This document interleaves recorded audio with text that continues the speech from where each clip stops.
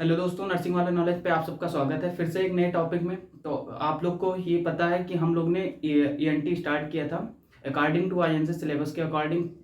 हमने MSN second में हमने स्टार्ट कर दिया था ईएनटी का ईयर का फर्स्ट पार्ट जो था एक्सटर्नल ईयर डिफॉर्मिटीज, तो हम लोग ने ख़त्म कर दिया था। तो अब दूसरी डिफॉर्मिटी है middle ear deformities. Middle ear में बात कर लेते हैं कौन सी। सबसे पहले इम्पैक्टेड क्यूरेमैन। ठीक, इसमें क्या होता है कि जो हमारी ऑडिटरी कैनाल होती है उसमें क्या होता है, ईयर वैक्स का फॉर्मेशन हो। ईयर वैक्स मतलब गांव में जो बोलते हैं फूट, वही का उसका फॉर्मेशन हो जाता है। तो पहले बात कर लेते हैं इसके डिफिनेशन की। It is a accumulation of ear wax in auditory canal अथवा एयर कैनाल। इसमें क्या होता है, इसमें एक्युमुलेशन हो जाता है ईयर वैक्स का, कहाँ पे, ऑडिटरी कैनाल में या ईयर कैनाल में। ठीक, तो ये बात आप लोग को समझ में आई। फिर नेक्स्ट बात करते हैं इसमें एटियोलॉजी फैक्टर की। Etiology factor risk factor as same as. ठीक है, किसके कारण से हो सकता है, कौन कौन से ऐसे फैक्टर हैं जो ये इम्पैक्टेड क्यूरेमेंट काज करते हैं। सबसे पहला है पर्सन विद डेवलपमेंटल डिसेबिलिटीज। क्या है, पर्सन विद डेवलपमेंटल डिसेबिलिटीज।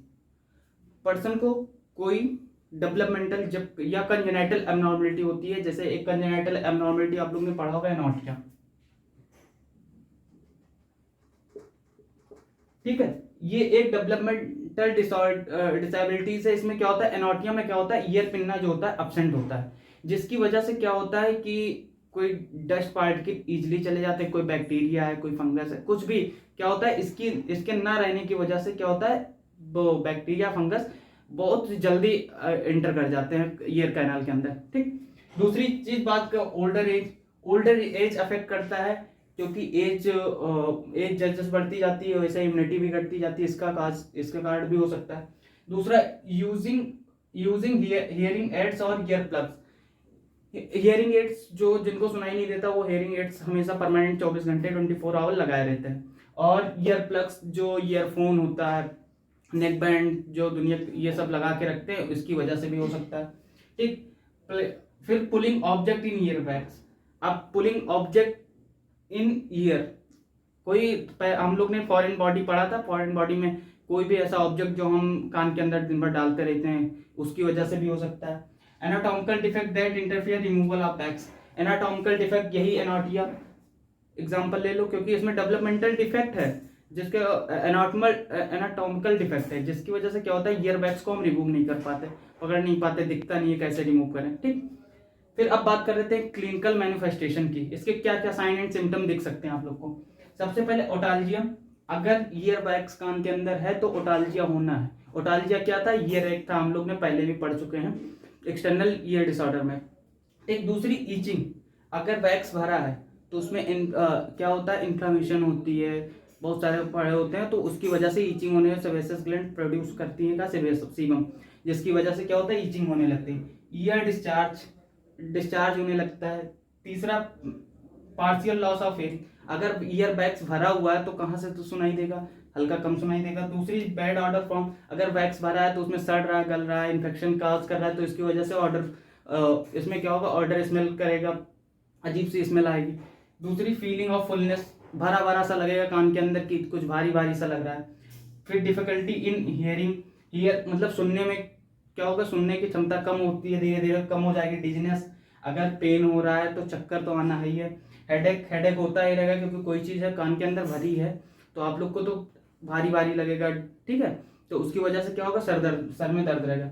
अब मेन बात कर लेते हैं पैथोफिजियोलॉजी की। ठीक, मेन बात होती है, अगर आप एमएसएन का पेपर दे रहे हैं तो सबसे बड़ी बात है कि पैथोफिजियोलॉजी आपको बनानी आनी चाहिए। ठीक, तो पैथोफिजियोलॉजी कैसे बनाते हैं, पैथोफिजियोलॉजी बनाने से पहले हमें याद होनी चाहिए इटियोलॉजी फैक्टर। ठीक, इटियोलॉजी फैक्टर अगर आपको याद नहीं है तो पैथोफिजियोलॉजी आपको बनेगा ही। ठीक, तो पहले याद करो कि पैथोफिजियोलॉजी बनाने के लिए हमें इटियोलॉजी फैक्टर ढूंढना है। अब due to cause of etiological factor, पहला, पुअर हाइजीन।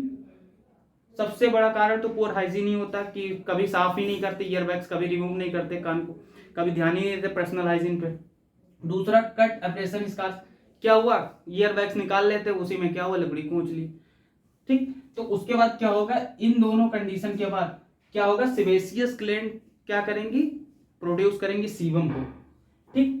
और ये लुब्रिकेंट, ये जो सीबम होता है ये लुब्रिकेंट प्रोवाइड करता है कि, और एक चीज ये याद रखो कि जो सीबम होता है ये प्रोटेक्शन में हेल्प करता है। सबसे बड़ी बात है कि प्रोटेक्शन में हेल्प करता है। और ये किसको प्रोटेक्ट कर रहा है? ईयर को, टिम्पैनिक मेम्ब्रेन को क्या कर रहा है? प्रोटेक्ट कर रहा है बैक्टीरिया से और फंजाई से। ठीक है, तो अगर सीबेसियस ग्लैंड प्रोड्यूस करेंगे सीबम तो क्या होगा? वहां पे एक्युमुलेट होंगे तो वहां पे जितने भी डस्ट पार्टिकल हैं क्या होंगे? चिपक जाएंगे, या बैक्टीरिया फंगस जो भी गए होंगे वो क्या होंगे? वहीं पर चिपक के इकट्ठा हो जाएंगे। इकट्ठा होंगे तो ईयर वैक्स का प्रोडक्शन बढ़ जाएगा। ठीक, तो क्या होगा? प्रोडक्शन ऑफ क्यूरिमेन, क्यूरिमेन क्या था? ईयर वैक्स का प्रोडक्शन बढ़ गया। अब क्या होगा? क्यूरिमेन डज नॉट क्लियर, अगर तुमने क्लियर नहीं किया तो क्या क्या इंपैक्ट कर देगा? इंपैक्टेड क्यूरिमेन, इंपैक्टेड क्या करेगा? यही करेगा जो ये क्लिनिकल मैनिफेस्टेशन है, दर्द देगा, खुजली मचाएगा, कान का बहना, ईयर डिस्चार्ज करेगा, पार्शियल लाभ कम सुनाई देगा, बैड ऑर्डर फीलिंग, स्मेल, अजीब सी स्मेल आएगी आपके कान से, फीलिंग ऑफ फुलनेस, जैसे लग रहा है भर रहा है सारा दिन, जैसे लग रहा है बोझ लाते हुए, डिफिकल्टी इन हियरिंग, सुनने की क्षमता कम हो जाएगी, डिजनेस, चक्कर आने लगेगा, हेडेक होगा तो उसकी वजह से भी चक्कर आने लगते हैं। ठीक, तो हमने बात कर लिया डिसऑर्डर ऑफ मिडिल ईयर के बारे में, क्या था? इंपैक्टेड क्यूरिमेन। इंपैक्टेड क्यूरिमेन में डिफिनेशन देख लिया, इटियोलॉजी फैक्टर देख लिया, और उसमें रिस्क फैक्टर भी देख लिए, फिर क्लिनिकल मैनिफेस्टेशन देख लिया, पैथोफिजियोलॉजी। अब बात करते हैं डायग्नोस्टिक इवेल्युएशन की। अब डायग्नोस्टिक इवेल्युएशन में इसमें कुछ कोई ज्यादा खास है नहीं, इसमें सिर्फ इंस्पेक्शन करेंगे किसका? ईयर कैनाल का, कि इसमें बैक्स कितना भरा हुआ है। दूसरी चीज ऑटोस्कोपी, अगर उससे नहीं क्लियर हो पा रहा है तो ऑटोस्कोपी कर लेंगे। ऑटोस्कोपी में पूरा विजुलाइज हो जाएगा कि इसमें कितना बैक्स है या नहीं है। दूसरा बांजी टेस्ट, बांजी टेस्ट एक हिसाब से ये प्रोसीजर मान के चलो कि इसमें क्या होता है, जितने भी ऑडिटरी सिम्टम जब ईयर बैग्स रिमूव कर देते हैं उसमें ऑडिटरी सिम्टम जितने भी कम हो जाते हैं, that is called bungee test. Bungee test में सिर्फ इतना करते हैं कि ईयर बैग्स को रिमूव कर देते हैं और ऑडिटरी कैनाल के जितने भी सिम्टम थे वो सारे रिड्यूस हो जाते हैं, that is called bungee test. ठीक, अब बात कर लेते हैं कॉम्प्लिकेशन की। कॉम्प्लिकेशन कौन कौन से ऐसे कॉम्प्लिकेशन हो सकते हैं ईयर बैग्स की वजह से या इंस्पेक्शन क्यूरिमेन की वजह से? क्या हो सकता है? हियरिंग लॉस हो सकती है, आप लोग को भी पता है, डिजीनेस आ सकता है, ईयर इरिटेशन, ईयर इरिटेशन मतलब कान भरा हुआ तो बार बार इरिटेट हो गए, अजीब सी फीलिंग आएगी, और डिजीनेस रहेगा क्योंकि हेडेक हो रहा है उसकी वजह से भी हो सकता है हेडेक।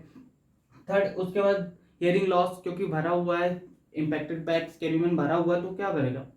तो उसकी वजह से हियरिंग लॉस हो सकती है। अब मेन टॉपिक आता है मैनेजमेंट। अब मैनेजमेंट इसका क्या करोगे?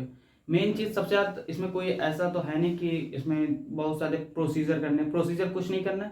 इसमें क्या है, पहले तो मैनुअली रिमूव करेंगे, अगर नहीं रिमूव हो रहा है तो हम एंटीबायोटिक ड्रॉप्स लेंगे, उसको इनहेलेशन करेंगे, अगर उससे भी नहीं जा रहा है तो क्या करेंगे, अप्लाई करेंगे क्यूरम ड्रग। ये ड्रग क्या होती है, ईयर बैग्स को डिसॉल्व कर देती है, और उसमें क्या करते हैं, एरीगेटर का यूज करते हैं। एरीगेटर क्या होता है, ये स्क्रीन पे देखना, एरीगेटर स्क्रीन पे देखना, एक स्पून लाइक स्ट्रक्चर का होता है, देखिए दोनों तरफ बना हुआ है, एक तरफ नुकीला होता है, एक तरफ स्पून लाइक बना होता है, देखिए नीचे ये देखिए, ठीक, ये देखो, ठीक। उसके बाद बात करते हैं एरीगेटर सिरिंज की। एरीगेटर सिरिंज में क्या करते हैं कि इसमें क्यूरिमेन ड्रॉप का यूज करते हैं। जो क्यूरिमेन ड्रॉप क्या होता है, डिसॉल्व कर देता है जितने भी ईयर बैग्स होते हैं उसको डिसॉल्व कर देता है, मतलब सॉफ्ट कर देता है। उससे क्या होता है कि सिरिंज की मदद से, जो सिरिंज ये दिखा रहा है उसमें देखना, ये दूसरा वाला देखिए इमेज जिसमें दिखा रहा है कि पूरा रिमूव कर रहा है सिरिंज के थ्रू से, उसमें डाल लें, एक तरफ डाल लें, दूसरी तरफ निकल रहा है पाइप से, ठीक। तो ये था मैनेजमेंट। तो आई होप कि ये टॉपिक आप लोग को समझ में आया होगा। इंस्पेक्शन ऑफ क्यूरिमेन क्या था, ये क्या कौन सा टॉपिक था, तो आई होप कि आप लोग को समझ में आया होगा। तो आप लोग को समझ में आया तो वीडियो को लाइक करना, और ऐसा ही टॉपिक के लिए चैनल को सब्सक्राइब कर लेना, और बेल आइकन दबाना बिल्कुल ना भूलें, जिससे कि नए टॉपिक आप लोग को डेली मिलता रहे, ठीक है। तो अब इसके बाद जो आपके सिलेबस में है उसके बाद मैं टॉपिक वही उठाऊंगा। तब तक के लिए जय हिंद, जय भारत।